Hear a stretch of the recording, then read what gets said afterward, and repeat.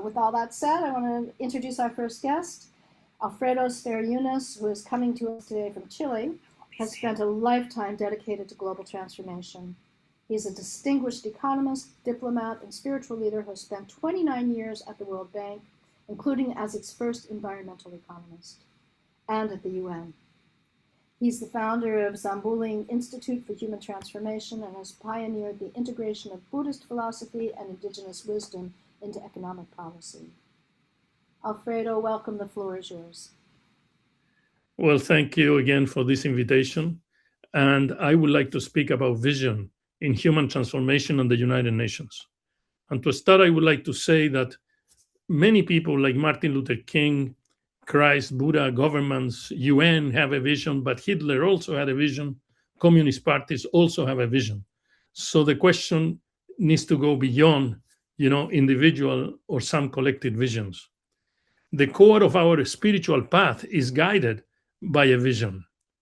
Remember that vision precedes goals and targets and actions.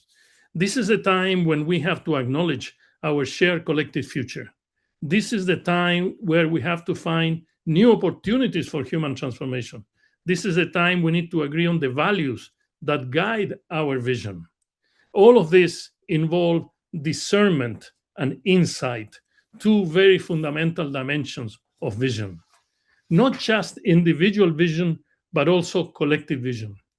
The Buddha was never talk about vision per se. He talked about the right vision. And he was asked one time, what is the right vision? And the Buddha never gave a blueprint about the vision. He said, to know the right vision, you have to become the master of the wrong. And through correcting the wrong vision, you will arrive to the right vision.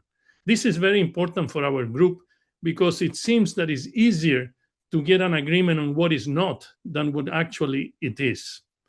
I call this the logic of the anti-logic. This is a major issue and a huge debate today in the world, even in the spiritual world, about this individual right vision and the collective right vision. Many people only recognize individual right vision and individual transformation and does not recognize really collective transformation and the collective right vision. I've been involved in this, and actually I came out in my last book last year discussing this issue, and I'm writing a new book now in which I focus on both the individual right vision and the collective right vision for human transformation. To understand this is fundamental. The vision must extend from oneself. This may sound obvious to many people sitting around this table, but today it has become a very fundamental issue to eliminate the duality between individual and collective transformation. The collective right vision essentially is the human collective capacity to perceive reality as it is, but also to orient economics, politics, business. This requires, again, to go into the spirituality of being, if we're going to deal with these two elements, individual and collective. And the spirituality of being today has at least 4 dimensions. I cannot explain more than 4 because the time doesn't allow for that. First, there's inner being, myself, my transformation. Then is interbeing, the other in general. But there is the inter-we, the people we affect, more closest to us, where we see the karmic impact. And finally, the inter-nature, which is to deal with the ecology of our spiritual reality. But in constructing this collective right vision and human transformation, we are facing at least 2 paradoxes. The first paradox is the paradox of consciousness, which says that we are not aware that we are not aware, which we need to break the cycle of ignorance, the cycle of inconsistency, and that is not an easy task. And the second paradox, is the paradox of the wrong hypothesis, when people and institutions create the vision just to fit their hypothesis, and whatever is not in their hypothesis is not in the vision. This is very, very, very important. But also, I think we need to expand our dialogue about vision. Vision is not something given, completely close and not dynamic. There are at least layers of vision. And what happens, I bring these layers because most of the UN focus on one layer or a little bit of a second layer, and other layers are totally unattended. The first layer is the physical vision, the material well-being of humanity, the material transformation of human beings, including the SDGs. The second layer is transcendental vision, the spiritual well-being, what is going beyond our material reality, the non-material reality. The third layer is the wisdom vision, going beyond knowledge, going beyond transferring information. The fourth is the shared destiny vision, very important for the unity group here, the shared destiny vision, where unity of the collective well-being is important to share our destiny. And the fifth layer of this vision is the enlightened vision, or the meta well-being, which is to find the ultimate interest, the ultimate cause of our human transformation. We need to go far beyond the first one on material well-being.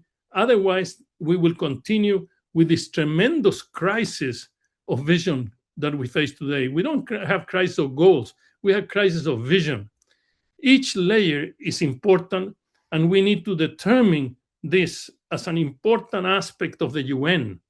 And I go into the implications to the UN. Today, the UN vision, really to me, is a vision determined and defined by transactional power and not by transformational power. This is the failure we have here today. We need to move from transactional power to transformational power at a moment of unilateralism, and it makes life very difficult to make that change. Second, the UN must not be about just government, but it needs to be about people, and people need to enter into this vision of human transformation. Governments are not going to advance human transformation. They are continuing with this transactional power. This means that the UN should not only do these reforms that have to do with transparency, efficiency, monies, which concentrated the election of the Secretary General today. We need to go far beyond. It's not about effectiveness of transactional power. It's about the vision of transformational power. And this election of Secretary General are in the transactional power issue. Just think about the debate on the Security Council. It's about transactional power and not transformational power. That means we need true new leadership, total rethinking of the agenda, and we must adopt the collective right view of human transformation in the United Nations. This is an ethical perspective of all manifestation of life. It's not just, something to attain materially. It's something to go deeper into a new form of humanity. In conclusion, I like to say that we must focus on a vision as transformation of human consciousness, on a vision as integrated unity, as it was mentioned at the beginning of this meeting, of development, and as vision as a moral horizon. Nobody wants to advance a moral horizon. People are afraid of ethics. People are afraid of morals. People are afraid of entering the true reality of our discernment and our insight. A new theory of human transformation must emerge from this group. This is our challenge. At least it's my challenge day after day to find this new theory of human transformation that goes far beyond the first layer or the second layer that I mentioned before. Human transformation cannot be reduced to economics, politics, business, technologies, or SDGs. It has to go far beyond that. And remember, a right vision precedes right goals and right action. And it is a modification only because of the right consciousness. Thank you very much.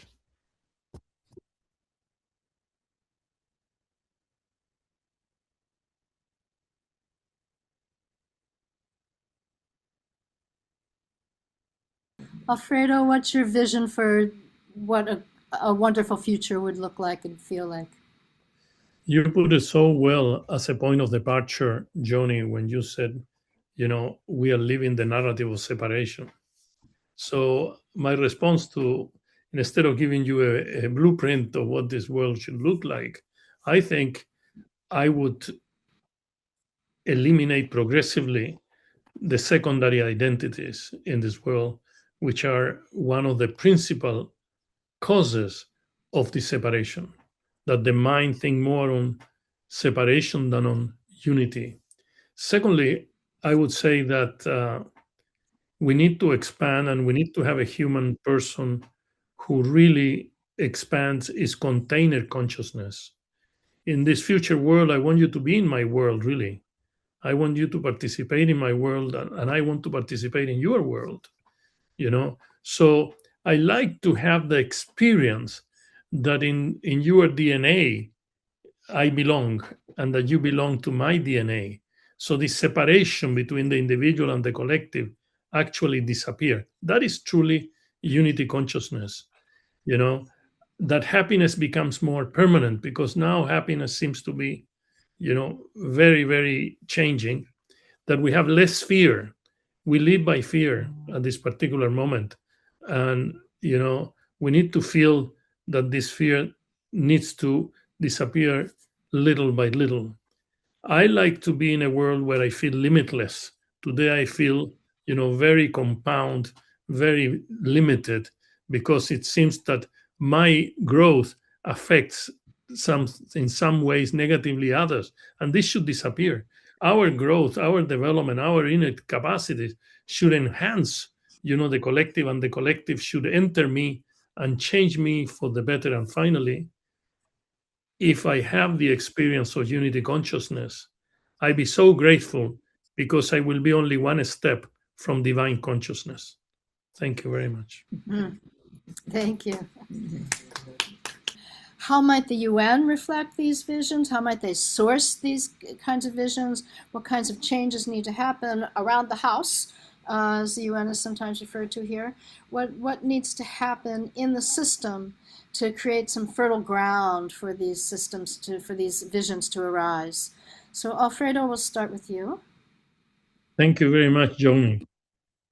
Let me just, in this very short period of time, to just say 4 things very quickly. The first one, we must progressively eliminate the duality between individual and collective human transformation. We are one family.